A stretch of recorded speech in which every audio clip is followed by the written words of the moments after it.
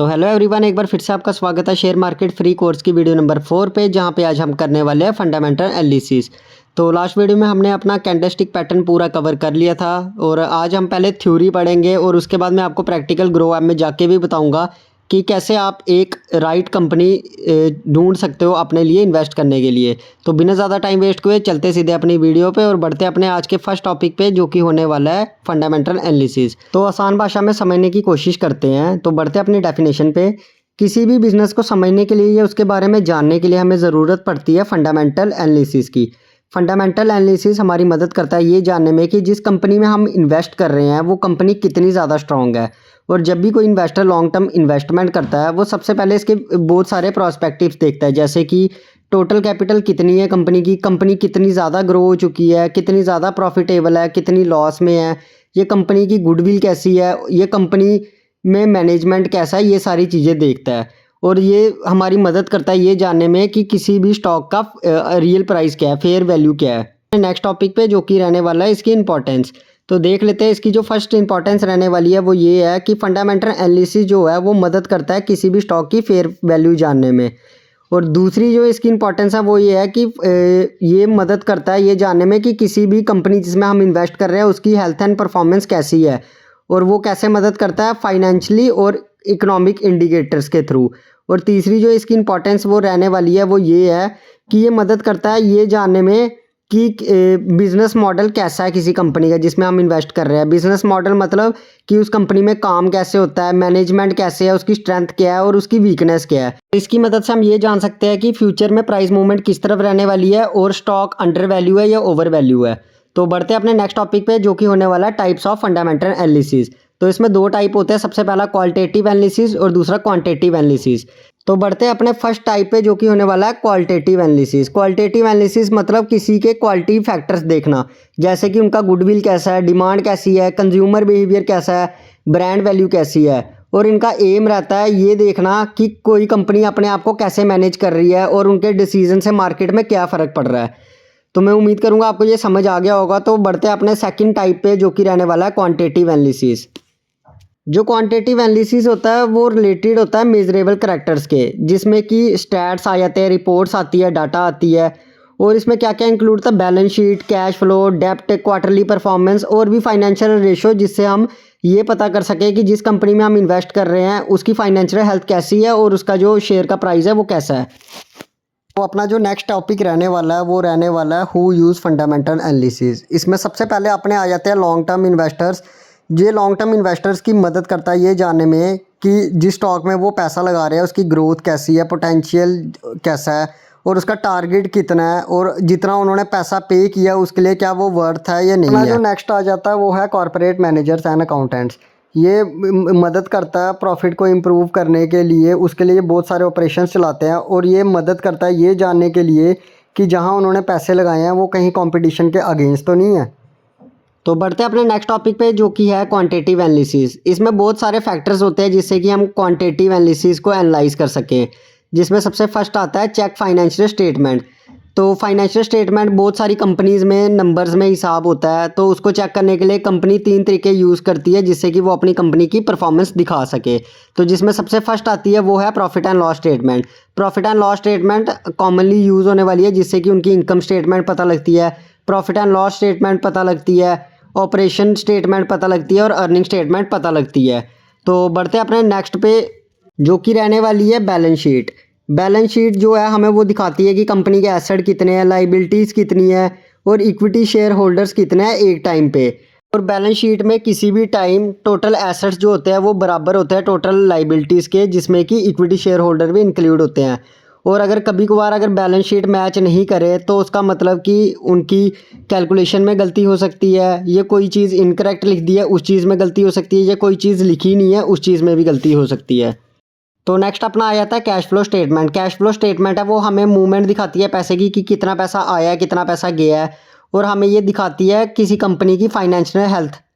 और ये हमें ये भी बताता है कि कंपनी के अंदर कितना काम हुआ, कितना पैसा लगा, इन्वेस्टीज एक्टिविटीज़ कितनी है और फाइनेंशियल एक्टिविटीज़ कितनी है। तो बढ़ते हैं अपने नेक्स्ट टॉपिक पे जो कि रहने वाला है फाइनेंशियल रेशो। फाइनेंशियल रेशो जो है हमारी मदद करता है किसी भी कंपनी की परफॉर्मेंस को जानने के लिए, और ये सबसे सही तरीका है किसी भी कंपनी की फाइनेंशियल स्टेटमेंट को एनालाइज करने के लिए। तो इसमें जो सबसे फर्स्ट आता है वो है प्रॉफिटेबिलिटी रेशो। प्रॉफिटेबिलिटी रेशो जो है वो हमारी मदद करती है किसी भी कंपनी के प्रॉफिट को जानने के लिए, और जो इसकी रेशो है वो उसकी कंपनी की परफॉर्मेंस दिखा देती है in terms of generating profit की टर्म्स में। तो इसमें कुछ तरीके हैं प्रॉफिट देखने के। तो जो सबसे अपना फर्स्ट है वो है PAT margin, profit after tax. और ये मार्जिन कैलकुलेट करने के लिए हमें जितना हमारा रेवेन्यू होता है उससे सारा एक्सपेंस माइनस करना होता है, जितने हमारे खर्चे होते हैं, और उसके बाद ये हमें ओवरऑल प्रॉफिट दिखाता है कंपनी का। और नीचे आपको फार्मूला दिख रहा है, आप चाहो तो इसे नोट भी कर सकते हो। तो बढ़ते हैं अपने नेक्स्ट टॉपिक पे जो कि होने वाला है रिटर्न ऑन इन्वेस्टमेंट।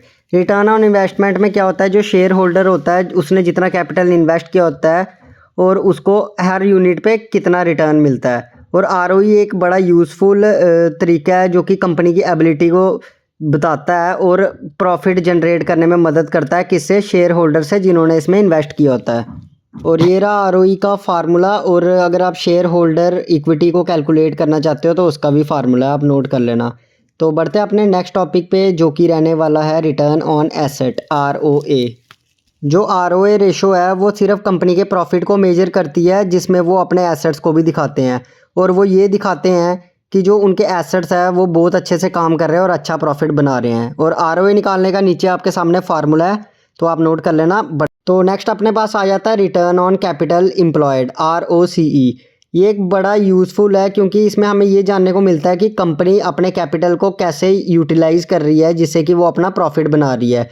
और इसमें वो अपने हर काइंड की कैपिटल लगा देती है, जैसे कि डेट। और आरओसीई निकालने का फार्मूला आपके सामने ये है, तो नोट कर लेना।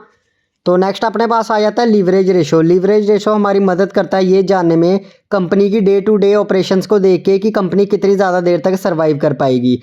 और ये हमारी मदद करता है ये जानने में कि कंपनी की फाइनेंशियल हेल्थ कैसी है, और उसके डेप्थ्स को देख के ये बताता है कि कंपनी और लॉन्ग टर्म कितना ज़्यादा चल पाएगी। तो नेक्स्ट अपने पास आ जाता है डेब्ट टू इक्विटी रेशो। ये एक बहुत ही ज़्यादा प्रमुख रोल है इसका फंडामेंटल एनालिसिस में, जो कि हमें ये बताती है कि रिस्क रेशो कितना है कंपनी का।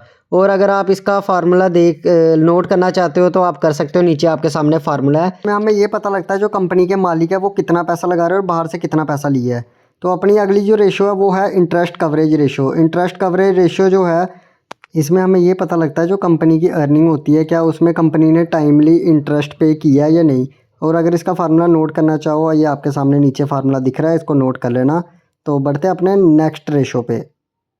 तो अपनी नेक्स्ट रेशो रहने वाली है ऑपरेटिंग रेशो। ऑपरेटिंग रेशो बहुत ज़्यादा मदद करती है हमारी ये जानने में कि कंपनी में मैनेजमेंट कैसा है। तो बढ़ते हैं अपने नेक्स्ट टॉपिक पे जो कि होने वाला है वर्किंग कैपिटल टर्नओवर।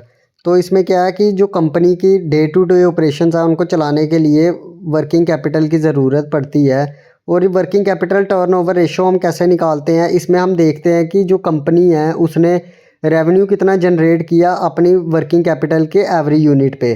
तो उसको निकालने का फार्मूला आपके सामने, आप नोट कर लेना। तो बढ़ते हैं अपने नेक्स्ट टॉपिक पे। तो बढ़ते हैं अपने नेक्स्ट रेशो पे, टोटल एसेट टर्नओवर। तो इसमें क्या होता है कि कंपनी के पास जितने एसेट्स होते हैं उससे ये देखते हैं कि इसकी कितनी एबिलिटी है प्रॉफिट जनरेट करने की, रेवेन्यू जनरेट करने की। तो इसका फार्मूला आपके सामने ये रहा नीचे, इसको नोट कर लेना। तो बढ़ते हैं अपने नेक्स्ट टॉपिक पे। तो बढ़ते हैं अपने ग्रो ऐप में। तो ये देख लो आपके सामने मैं ग्रो ऐप में आ चुका हूँ, और यहाँ पे मैंने रिलायंस इंडस्ट्रीज़ का शेयर लिया है। और यहाँ थोड़ा सा नीचे स्क्रॉल करूँगा और आप यहाँ देख सकते हो, आपको दिख रहा होगा फंडामेंटल्स। तो फंडामेंटल्स में क्या क्या होता है, market cap, PE ratio, PB ratio, industrial PE, डेब्ट to equity ratio, ROE, EPS, dividend yield, book value, face value. ठीक है, तो एक एक करके जानेंगे। सबसे पहले मार्केट कैपिटल क्या होती है। मार्केट कैपिटल वो होती है कि इस कंपनी को बनाने के लिए टोटल कितना पैसा लगा है। इसमें कितना पैसा लगा है, टोटल 19 करोड़ 92,160 करोड़। तो अगर कल को अगर आप ये कंपनी ख़रीदना चाहो तो आपकी जेब में कम से कम इतना पैसा होना चाहिए ताकि आप ये कंपनी ख़रीद सको।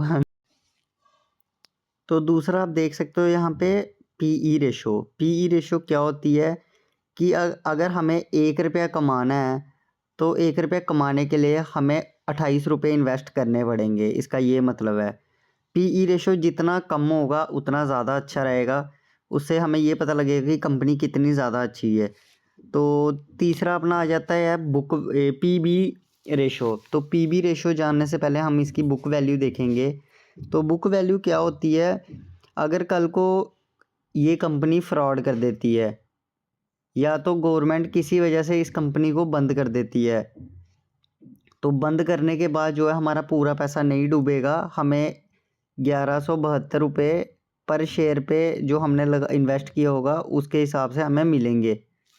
तो उसके बाद अपना आ जाता है पीबी रेशो। पीबी रेशो क्या होता है, पीबी रेशो होता है कि 2.5 रुपया लगा के हम 1 रुपया कमा रहे हैं। तो 2.5 रुपया लगा के 1 रुपया कमा रहे हैं, जो 1.5 रुपये है उसका हमारा रिस्क है, अगर कल को कंपनी बंद हो जाती है तो हमें वो 1.5 रुपये घाटा हो जाएगा। इसके बाद अपना आ जाता है इंडस्ट्री पीई। इंडस्ट्री पीई में क्या है, इंडस्ट्री पीई में जैसे हम इस वाले में 28 रुपया लगा के पैसा कमा रहे हैं, उसमें हम क्या होगा कि 28 की जगह 18 रुपया लगा के कमा पाएंगे। ये हमें कंपेयर करके बताता है कि आप जो हो 28 रुपया पे कर रहे हो इसके लिए, आप ऐसी बहुत सारी कंपनी है जहाँ पे आप 18 रुपया लगा के सेम प्रॉफिट कमा सकते हो। तो हमेशा जो इंडस्ट्री पीई है वो ज़्यादा होना चाहिए प्रॉफिट पीई रेशो से। तो इसके बाद अपनी अगली आ जाती है डेब्ट टू इक्विटी रेशो।